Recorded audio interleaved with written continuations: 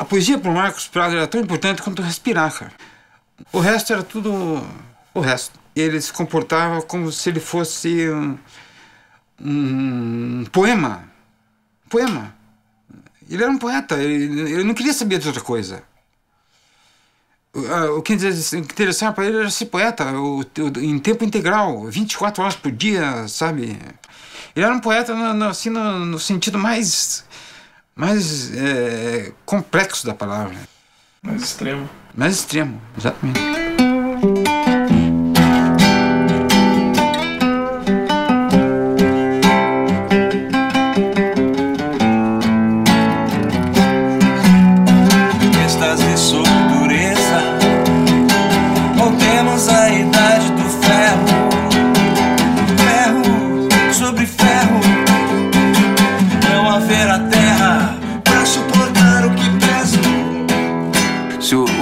Falou, vai chegar o dia que tudo que eu faça, né, seja poesia. O Marcos Prado, eu acho que chegou nisso, assim, os últimos anos da vida dele foi poesia pura, full time, o tempo todo mesmo, não tem... Era poesia o tempo todo. Ele conseguiu.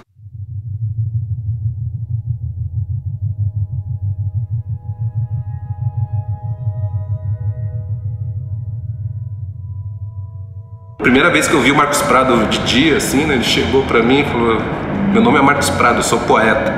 Coisa que me... né, porra, o cara vivia a poesia, ele se achava mesmo Rambo, né, um cara assim, né.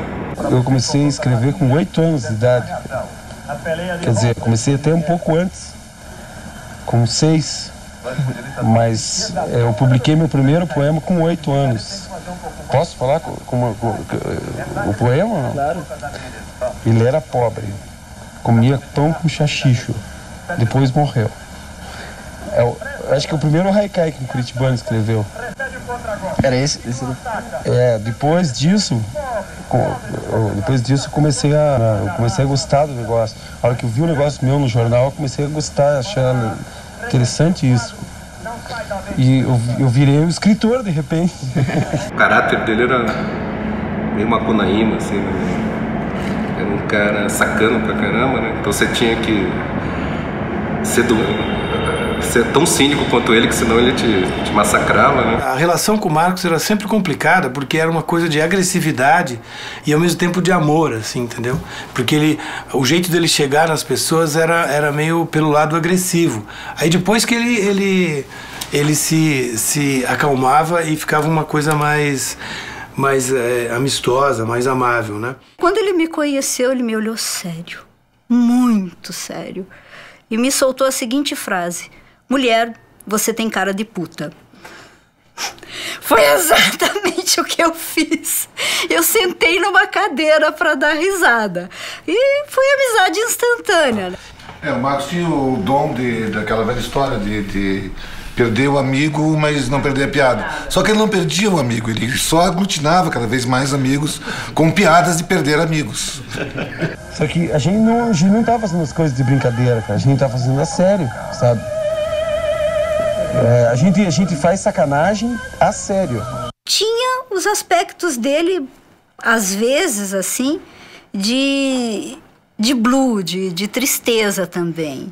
Às vezes aconteciam coisas, ele ficava triste, ele sempre comentava, mas ele tinha a própria maneira dele de resolver, que era escrever.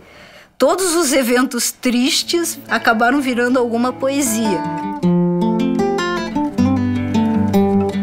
Não é blues tristes, não é mesmo?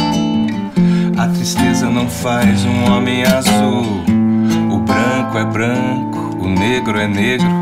Ninguém é triste, não há blues. Só existem os tristes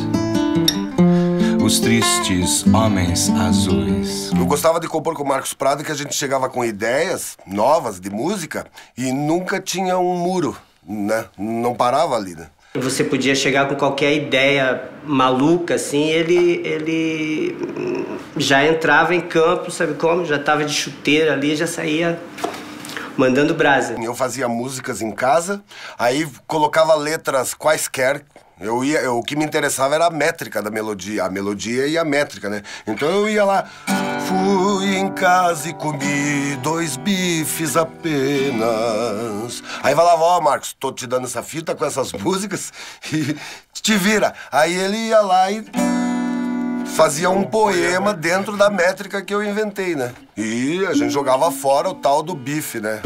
No teu silêncio eu faço um poema, no teu tropeço eu traço um caminho, e da miragem faço a cidade, no teu sossego eu traço a revolta, minha cabeça faz outro dia, cante outra voz, um novo canto. Ele tinha, além de uma técnica de linguagem, um domínio muito grande de linguagem, ele tinha esse poder de ser preciso. Cada verso dele eu considerei como uma navalhada, uma poesia feita de navalhadas.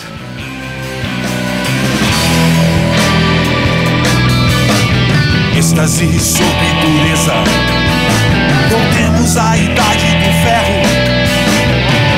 Ferro sobre ferro, não haverá terra pra suportar o peso. Morte lenta que enferruja, abelhas dentro da armadura. Merece chuva com cura. O homem se conhece pelo tamanho da ferradura.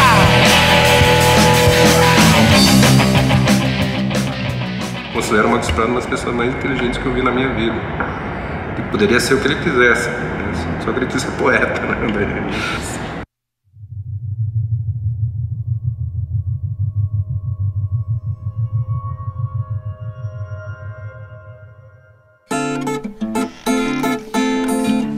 Vou acabar com a vida de um vício por mês. Fumo o meu último cigarro pela primeira vez.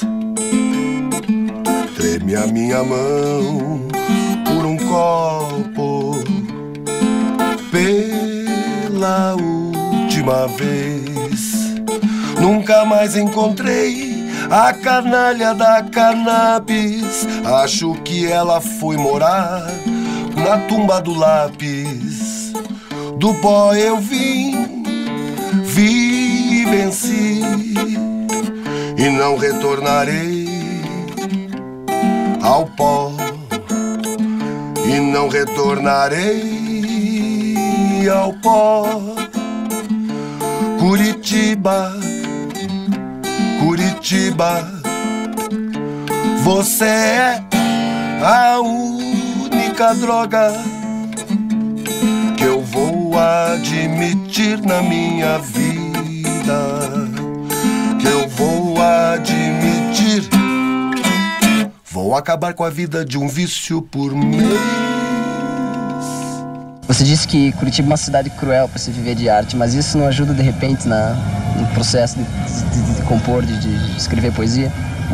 Ajuda, porque você fica com raiva, né? Uma pessoa com raiva é uma pessoa com adrenalina alta, é uma pessoa que é perigosa e trabalha bem.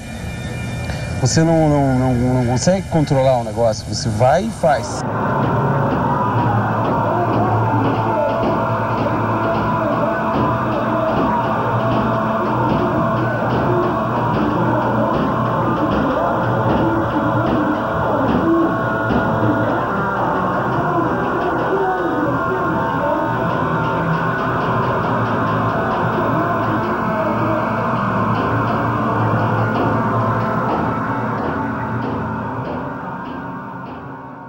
O Lemis, que morreu sangrando, né? O Solda ficou 10 anos trancado dentro de casa. O da Outravisão não se protegeu se escondendo já de uma vez, né? Por isso que as pessoas morrem sangrando, que as pessoas fazem com o seu sangue. Curitiba é uma cidade tão cruel com as pessoas que criam que não basta você ir para São Paulo, para o Rio e as pessoas te reconhecerem, não. Você precisa morrer para as pessoas te reconhecerem. Como posso agora estar estar alegre. Era de se esperar que eu desesperasse. Talvez mais tarde eu desintegre entre o penúltimo e o último gole do último porre e leve ao meu lado os que me seguem.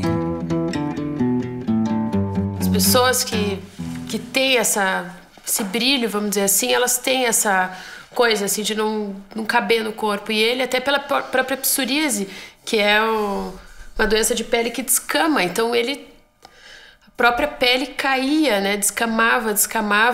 Ele estava num processo de sofrimento, não estava conseguindo nem andar mais, então tinha essa coisa assim, sabe, da energia dele, do sentimento dele não caber dentro do corpo, tanto que virou fogo de artifício. Ele se acostumou com o sofrimento, porque era muita dor. Ele tinha, por exemplo, aqui nas DOPs, na perna, assim, coisas que é um dedo, assim, aberto, assim, na pele. E isso ele foi tomando mais remédios. E o remédio para corticoides, né? Porque o Marcos Prado, na verdade, não morreu de bebê, ele morreu o remédio dele, o remédio da psoríase dele era forte pra cacete. E o Marcos Prado, quando tinha crise de psoríase, devia tomar de quilo aquele remédio dele lá. E ele atacava diretamente, estava escrito na bula dele que ele atacava o fígado. O cara ainda bebia e tomava um negócio que atacava o fígado, que era remédio, deve ter acelerado pra cacete isso em 5 anos que ele tomou esse remédio. Ele tinha, ao mesmo tempo, um medo e uma certeza de que ele iria morrer igual o Paulo Leminski. No final das contas, de certa forma, foi. Porque não foi por cirrose terminal, mas foi por sangramento de trato digestivo, né? Foi por hemorragia digestiva. De certa forma, foi. E bem jovem.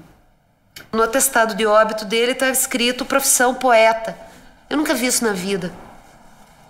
Eu nunca vi alguém num documento burocrático ali, profissão poeta. Mas era a profissão do Marcos. E ele nunca abriu mão dela, ele exerceu a sua profissão, entendeu? Desde os 6 anos, entendeu? Até o dia que ele morreu, ele exerceu a profissão dele, que era poeta, e encampou isso, né? E eu acho que isso tem um custo, sabe? Realmente ele foi um cara, assim, especial dentro dessa cultura subterrânea de Curitiba, né? Essa cultura marginal, que praticamente ninguém conhece, que o poder público às vezes não dá bola. E ele era um cara que, digamos, casou com a literatura de uma forma tão forte que acabou morrendo pela literatura. Nada sobrou para ele, somente o que ele escreveu. Por teres ido tão longe, embora sem ter fugido, parece não teres ido. E hoje é como se ontem. Como estás fora da vista, a minha imagem de ti, que já está fora de si, segue a tua pista. Nós aqui sozinhos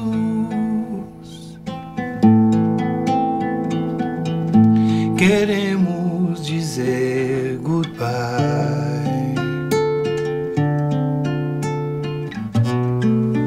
Eu sei o quanto isso dói. Eu sei o quanto isso velas são acesas,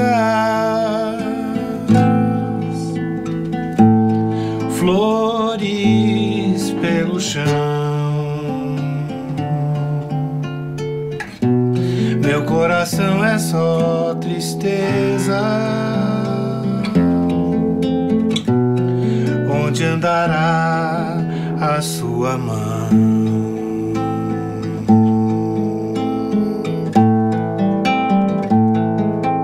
Deixa de ausência,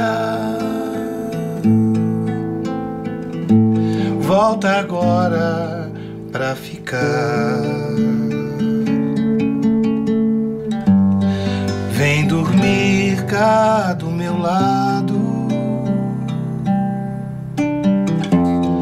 Se prepare pra sonhar. Nós aqui sozinhos